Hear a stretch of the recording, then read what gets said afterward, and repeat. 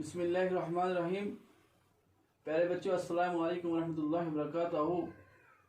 I Zafar Iqbal from UPS Salman Point. As you know, since last couple of weeks I have been teaching English grammar.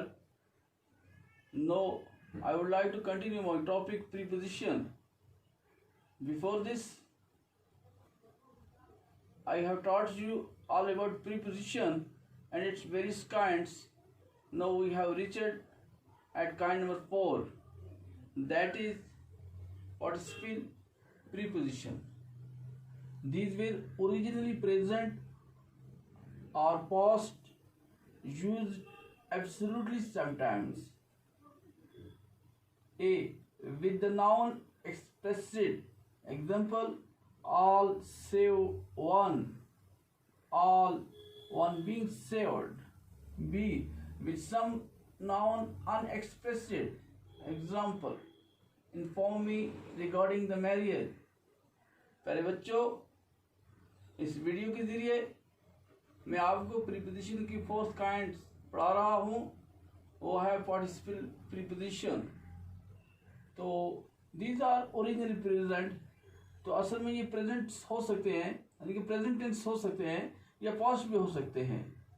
तो use absolutely sometime, जो कभी कभी इस्तेमाल होते हैं, जैसे विद द नाउन एक्सप्रेस, कभी कभी नाउन को एक्सप्रेस किया जाता है। मिसाल के तौर पर ऑल सेव वन, सब ने मिलकर एक को बचाया। मिसाल के तौर पर कोई इंसान को डूब जाता है पानी के अंदर, चाहे वो दरिया हो, चाहे वो झील हो, चाहे वो समुद्र हो, तो वहां से ऑल से वन, सब मिलके उसको एक को बचाते हैं। तो विद नाउन एक्सप्रेस, यहाँ पे नाउन एक्सप्रेस हो गया। ऑल वन बीइंग सेव्ड, सब लगे एक को बचा दिया। तो ये जो है विद नाउन एक्सप्रेस्ड है। With some noun unexpressed. तो पार्टिसिपल प्रीपोजिशन के अंदर कुछ नाउन ऐसे होते हैं जो अनएक्सप्रेस्ड होते हैं। जैसे मिसाल के तौर पर inform me regarding the marriage, इस शादी के बारे में मुझे आगाह कीजिएगा। लेकिन ये नहीं पता है, अभी यहाँ पे अनएक्सप्रेस्ड इसलिए है क्योंकि न शादी का दिन का पता है, न शादी का डेट के बारे में पता है, न मैरिज की डेट का पता है, न मैरिज के दिन का पता है, इसलिए यहाँ पे कहा गया है इन्फॉर्म मी। तो इसलिए ये नाउन जो है अनएक्सप्रेस्ड है। तो now kind number 6, phrases preposition. 2 or more words habitually thrown together and ending with a simple preposition may be called phrase preposition, or we can say that prepositional phrase. Example: on account of, by means of, because of, with reference to, with regard to, for the sake of, on behalf of, instead of, in lieu of। तो प्यारे बच्चों, दो या दो से ज्यादा अल्फाज habitually thrown together, आदि तौर पर अगर इकट्ठे लिखे जाते हैं, जब वो किसी भी सिंपल प्रीपोजिशन के साथ एंड हो जाएं, जैसे ऑफ होता है, जैसे टू होता है, जैसे ऑन होता है, तो ये सिंपल प्रीपोजिशन है। तो उन किस्म के प्रीपोजिशन को, दो या दो से ज़्यादा प्रीपोजिशन को जब हम इकट्ठा लिख देते हैं, तो वो सिंपल प्रीपोजिशन के साथ एंड हो जाएं, तो उनको फ्रेजेस प्रीपोजिशन भी कहा जाता है और प्रीपोजिशनल फ्रेज भी कहा जाता है।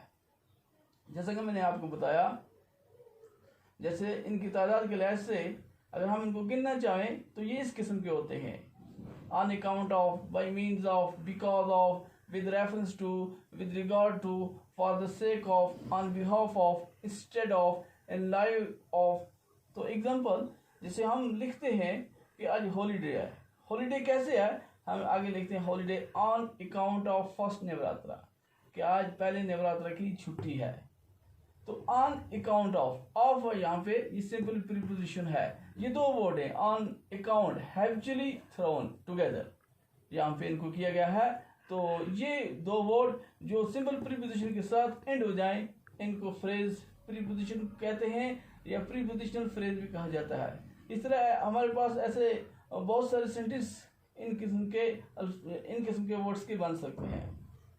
इस टॉपिक को आगे ले जाते हुए, इस टॉपिक की गहराई तक जाते हुए, क्योंकि ये बहुत इंपॉर्टेंट टॉपिक है ग्रामर के लिहाज से, तो हम इनके यूजेस सीखेंगे। Use of some important preposition, कुछ इंपॉर्टेंट प्रीपोजिशन है जिनके बारे में हमने पढ़ा, तो उन सब का यूज़ हम पढ़ेंगे तो इस वीडियो के थ्रू। तो सबसे पहले मैं आपको बताऊंगा पहले बच्चों, बाय, विद, ये दो प्रीपोजिशन हमारे पास हैं, इनका यूज़ कैसे होता है। तो by is used to express the agent और डोयर ऑफ द एक्शन। तो बाय जो होता है ये इस्तेमाल किया जाता है किसी एजेंट को जाहिर करने के लिए, या डोयर ऑफ द एक्शन, काम करने वाले के एक्शन को, काम करने वाले के काम को, तो उस वक्त बाई का इस्तेमाल किया जाता है। जैसे मिसाल के तौर पर, he stood by his mother, वो अपनी माँ के साथ खड़ा है, वो अपनी अम्मी के साथ खड़ा है। दूसरा प्रीपोजिशन है यहाँ पे जिसका यूज हम सीख रहे हैं, with is use to indicate the instrument with which action is done. तो विद जो होता है इस्तेमाल किया जाता है, इंडिकेट करता है इंस्ट्रूमेंट को with which action is done, जिसके साथ एक्शन किया गया हो। जैसे आई राइट विद ए पेंसिल, तो एक्शन यहाँ पे पेंसिल के साथ किया गया हो, तो ये इसीलिए इसके साथ विद लगा। तो एक और प्रीपोजिशन है एट। तो हम अक्सर एट को गलत तौर पे इस्तेमाल करते हैं। अगर हम इसका यूज देखेंगे ग्रामर के लिहाज से, तो इंशाल्लाह we shall not commit any mistake in er future. तो एट जो होता है ये तीन तरह इस्तेमाल होता है। At is use before the name of places, some town and villages, ये पहला यूज है इसका। तो एट जो होगा इस्तेमाल होगा before the name of places, किसी नाम, किसी जगह के नाम के पहले, किसी टाउन के नाम के पहले, या किसी गांव के नाम से पहले एट इस्तेमाल होगा। जैसे मिसाल के तौर पर, ही लिव्स एट कुपवाड़ा, वो कुपवाड़ा में रहता है, वो एट, कुपवाड़ा जो है प्लेस का नाम है, तो इससे पहले एट आ गया। तो दूसरा जो है पहले बच्चों, before noun denoting point of time. तो पॉइंट ऑफ टाइम जब डिनोट किया जाता है तो उससे पहले एट का इस्तेमाल किया जाता है। जैसे I met him at 10 o'clock, मैं उससे मिला 10 बजे, एट 10 o'clock, यानी कि टाइम यहाँ पे 10 o'clock है, तो इससे पहले जो होगा एट का इस्तेमाल होगा। तो तीसरा जो यूज जो है इसका पहले बच्चों, to show rate of prices, किसी चीज़ की कीमत को जानना या किसी चीज़ की कीमत को दिखाना, तो उससे पहले जो होगा, कीमत से पहले जो होगा एट का इस्तेमाल होगा। जैसे milk sells at 60 rupees 1 kg, 1 kg, तो 1 kg जो है ये मिल्क की क्वांटिटी है, तो इससे तो 1 kg जो इसकी क्वांटिटी है, 60 रुपीज़ जो है ये इसकी प्राइस है, इसकी कीमत है, तो इससे पहले ऐड का इस्तेमाल होगा। तो पहले बच्चों हमारे पास बहुत सारे प्रीपोजिशन है, तो हम आगे वाली क्लासेस में through this video we shall teach, we shall learn. तो उम्मीद करता हूँ ये टॉपिक आपको समझ आया होगा। तो बाकी भी इंशाल्लाह हम कोशिश करेंगे कि हम आपको वीडियोस की तरह ऑफलाइन क्लासेस देंगे। तो उम्मीद करेंगे इंशाल्लाह कि आप उनके ऊपर अच्छी तरह से मेहनत करोगे, अपने फ्यूचर को अच्छी तरह से संभालोगे। तो मैं आपके साथ अलविदा चाहता हूँ। All of you have a nice day with best wishes to all of you. अस्सलामु अलैकुम व रहमतुल्लाह।